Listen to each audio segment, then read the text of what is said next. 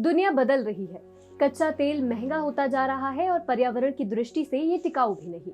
इसीलिए अगर दुनिया किसी भी बात पर सहमत हो सकती है तो पारंपरिक ईंधन वाले वाहनों को बेहतर विकल्प के साथ बदलने की जरूरत है।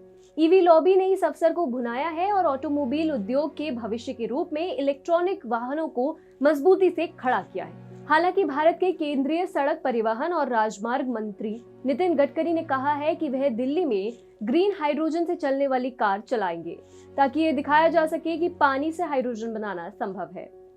TFI पर आपका स्वागत है और मैं दीक्षा नेगी आपको बताऊंगी कैसे नितिन गडकरी ने अपने एक ही बयान से ईवी लॉबी को बड़ा झटका दिया है। एक लंबे समय से इलेक्ट्रॉनिक गाड़ियों को परंपरागत गाड़ियां जो पेट्रोलियम और उसके बाई प्रोडक्ट से चलती है उनके विकल्पों के रूप में देखा जा रहा है। लिथियम आयन बैटरी बढ़ते प्रदूषण के लिए रामबाण की तरह प्रचारित की जा रही है। ऐसे समय में BMW, मर्सिडीज, फोर्ड जैसी बड़ी कंपनियां इलेक्ट्रॉनिक गाड़ियों के विनिर्माण को पूरी तरह अपनाने की बात कर रही है। एक बात तो स्वाभाविक है कि इलेक्ट्रॉनिक गाड़ियां वास्तव में परंपरागत गाड़ियों की अपेक्षा कम प्रदूषण फैलाती है, किंतु इसे भ्रम मात्र की संज्ञा भी दी जाती है। आइए हम जानते हैं कि कैसे भारत सरकार इलेक्ट्रॉनिक गाड़ियों के विकल्प को किस प्रकार तैयार कर रही है। गौरतलब है कि केंद्रीय मंत्री नितिन गडकरी ने भारत में कार मैन्युफैक्चरिंग से जुड़ी बड़ी कंपनियों को फ्लेक्स फ्यूल इंजन यानी कि फ्लेक्सिबल फ्यूल इंजन बनाने का निर्देश दिया है। फ्लेक्स फ्यूल इंजन एक ही समय पर 2 प्रकार के ईंधनों का प्रयोग कर सकता है। सरकार की योजना इथेनॉल, मिथेनॉल और गैसोलीन पर चलने वाली गाड़ियों को बढ़ावा देने की है। बता दें कि फ्लेक्स फ्यूल इंजन गैसोलीन को इथेनॉल अथवा मिथेनॉल अथवा दोनों के मिश्रण के साथ प्रयोग में लाते हैं। वहीं नितिन गडकरी का दावा है कि वे जल्द ही दिल्ली में हाइड्रोजन संचालित कार चलाकर दिखाएंगे। उन्होंने कॉन्फ्रेंस में कहा, मेरे पास ग्रीन हाइड्रोजन पर बसें, ट्रक और कार चलाने की एक योजना है जो शहरों में सीवेज के पानी और ठोस कचरे का उपयोग करके उत्पादित की जाएगी। वर्तमान में भारत में परिवहन का 98% हिस्सा पेट्रोलियम संचालित है तथा जैव ईंधन मात्र 2% प्रयोग होता है। भारत अपने कुल पेट्रोलियम उपभोग में 85% विदेशों से आयात करता है। हर वर्ष 8 लाख करोड़ रुपए के पेट्रोलियम प्रोडक्ट्स आयात किए जाते हैं।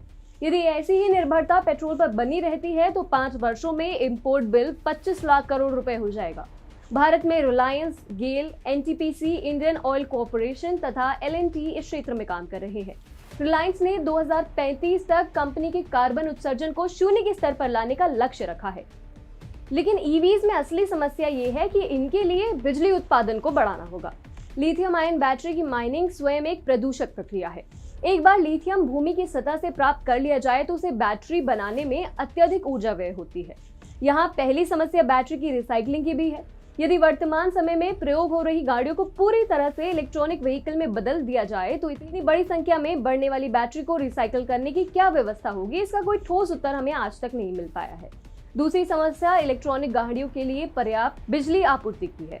यदि इलेक्ट्रॉनिक गाड़ियों ने परंपरागत गाड़ियों को पूरी तरीके से स्थानांतरित कर दिया तो उनकी संख्या के अनुरूप चार्जिंग स्टेशन और उसी अनुपात में बिजली उत्पादन भी बढ़ाना पड़ेगा, जो कि एक कठिन कार्य है। भारत में अधिकांश बिजली उत्पादन परंपरागत ऊर्जा संसाधनों के दोहन से होता है। भारत में बिजली संयंत्र मुख्यतः कोयले का उपयोग करते हैं।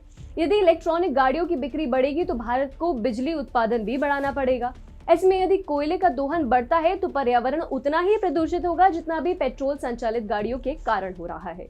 यह स्थिति केवल भारत के साथ नहीं है, बल्कि अधिकांश विकासशील देशों में इलेक्ट्रॉनिक गाड़ियों के प्रयोग के लिए आवश्यक इंफ्रास्ट्रक्चर मौजूद ही नहीं है।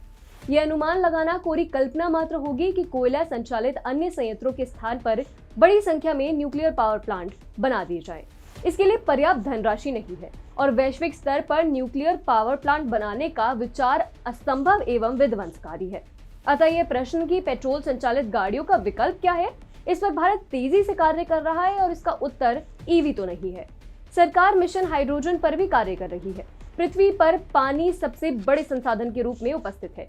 जल, जिसे H2O कहा जाता है, उसमें हाइड्रोजन में 2 परमाणु होते हैं। बिजली की सहायता से हाइड्रोजन को ऑक्सीजन से अलग करना संभव है और इस प्रक्रिया में प्राप्त हाइड्रोजन का प्रयोग ईंधन के रूप में हो सकता है।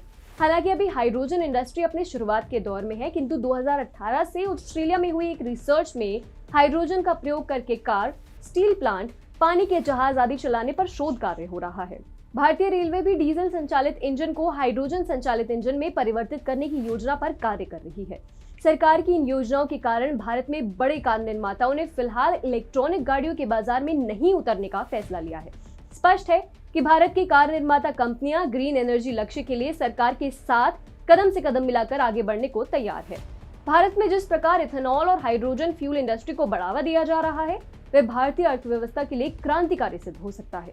यदि भारतीय अर्थव्यवस्था हाइड्रोजन इंजन का प्रयोग करने में विश्व की प्रथम अर्थव्यवस्था बन जाती है, तो हम पेट्रोल पर से अपनी निर्भरता पूरी तरह समाप्त कर पाएंगे।